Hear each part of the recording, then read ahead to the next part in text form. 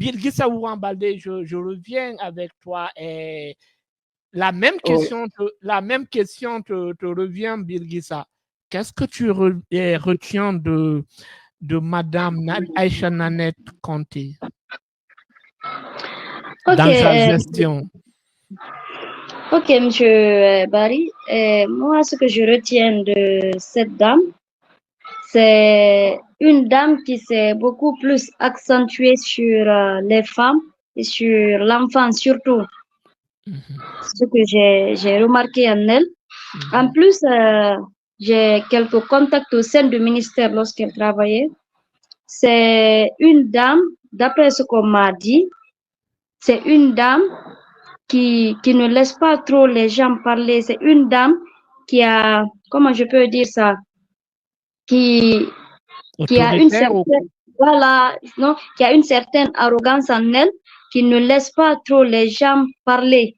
Tu comprends un peu? Tu sais, il y a de ces personnes, dès que tu occupes un poste, tu te dis, bon, voilà, moi, personne ne peut me dire des vérités ou autre, quelque chose comme ça. Donc, c'est une dame qui n'a pas du tout traité la question d'handicap.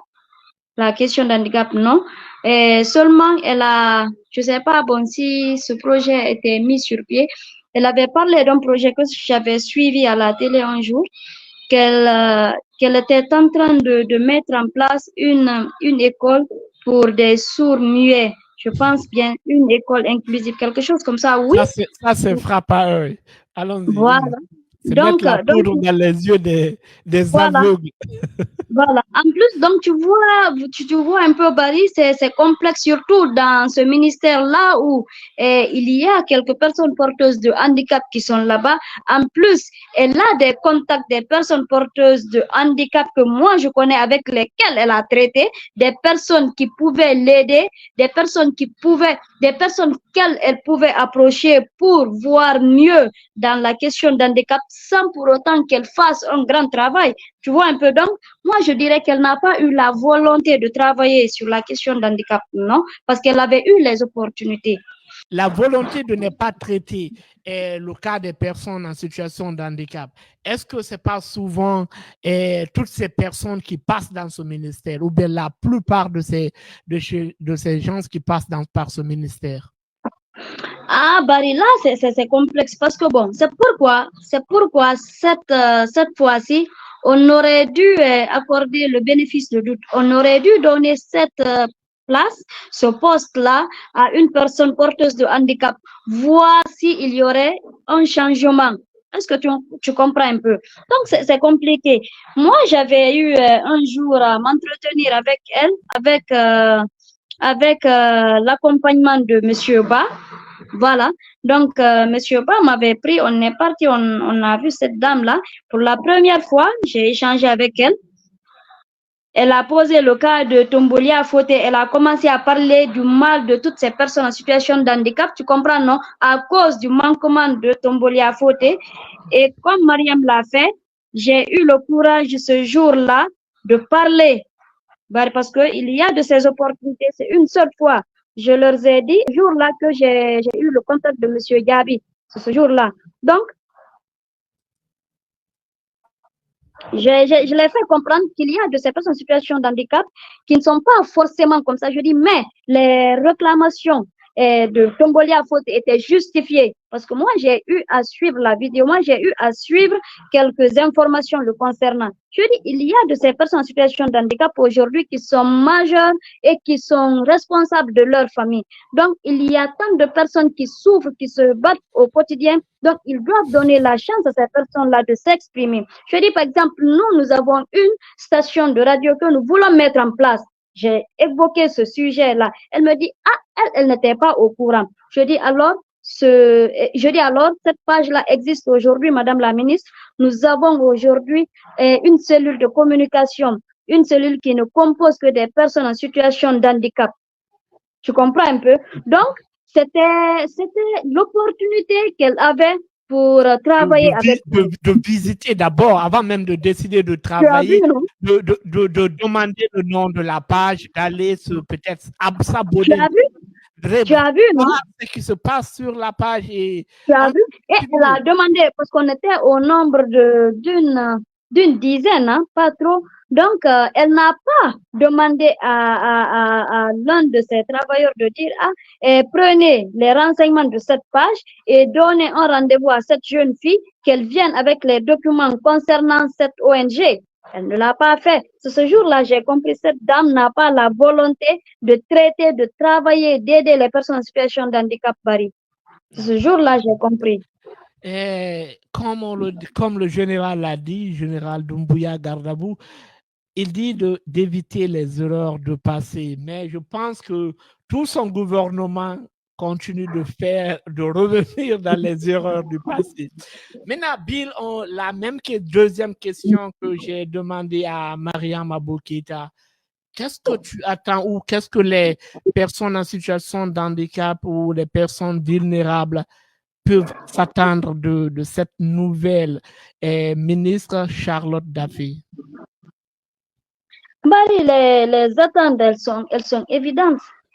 Les attentes sont visibles. Nous voyons à quel point nous nous battons au quotidien. C'est pour cette raison que toi, malgré tes maigres moyens, tu as essayé de mettre en place, tu as mis en place cette page-là pour réunir toutes ces personnes aujourd'hui, là où nous pourrons parler. Donc, c'est pourquoi toi tu as eu cette opportunité, pourquoi toi tu as eu l'idée de créer ça, c'est parce que tu veux un changement. Donc, nous voulons ce changement. Nous voulons que les ministres, les responsables qui viennent, surtout cette dame-là, qu'elle revoie bien la question d'handicap, qu'elle approche les personnes en situation de handicap qui ont eu la chance d'étudier, d'aider ceux qui n'ont pas eu la chance d'étudier. Elle n'a qu'à tout faire aujourd'hui pour réellement changer la donne, parce qu'on attend beaucoup plus d'elle. On attend tellement d'elle que je ne peux même pas t'expliquer. Parce qu'aujourd'hui, nous voyons les personnes en situation de handicap sont à l'abandon, il faut le dire. Ils sont à l'abandon. Il y a un changement qui se passe. Mentalement, consciencieusement, les personnes en situation de handicap commencent à prendre conscience. Nous voyons des gens qui sont dans l'entrepreneuriat il y a beaucoup d'entre eux qui prônent aujourd'hui pour le développement, pour le changement. Mais si nous ne sommes pas accompagnés, ça va être difficile. Partout où il y a des personnes, partout où tu verras une personne qui a réussi, Barry, il faut te dire qu'il y a toujours quelqu'un derrière qui a aidé cette personne-là. Donc, nous avons la volonté de réussir, nous avons la volonté d'aider, d'avancer, de changer la donne, mais c'est si le gouvernement, parce que nous sommes aussi les fils de ce pays, c'est si le gouvernement et surtout ce ministère rajoutent leur grain de sel. C'est tout ce que nous demandons, qu'elles prennent les choses en compte. C'est tout ce que nous demandons, c'est tout ce que Bilgis Aoura Baldé, au nom de toutes ces personnes porteuses d'handicap, sous-entendu, elle devient carrément porte-parole. Donc, on va revenir dans les commentaires avec Kadjatou, Silla, l'infatigable auditrice de cette page et l'infatigable auditrice de cette émission. Vas-y, Bilgissa. Elle dit c'est au premier.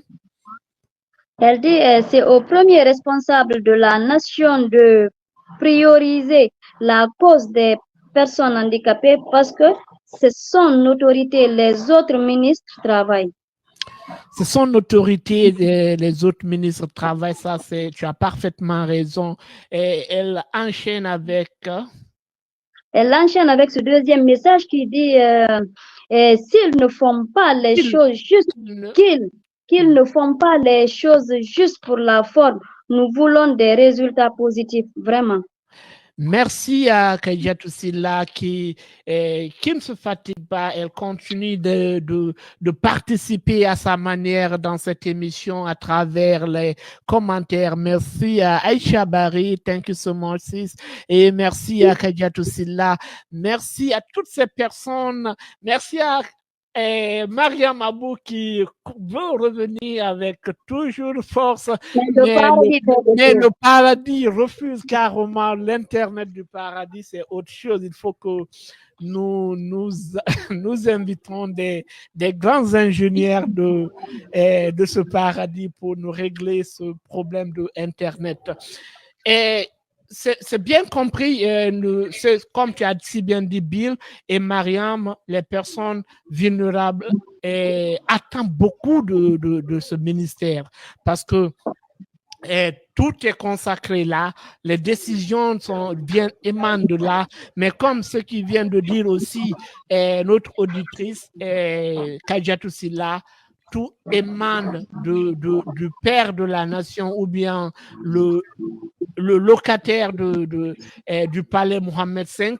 Donc, tout émane de là-bas. Il ne faut pas que ça soit juste la volonté. Il faut que la volonté soit accompagnée des actions. C'est très important parce que nous allons beau dire que ce qu'il lui il a proposé pour les personnes vulnérables, les prédécesseurs des locataires du palais Mohamed V n'ont pas montré cette volonté, mais la volonté seulement ne suffit pas.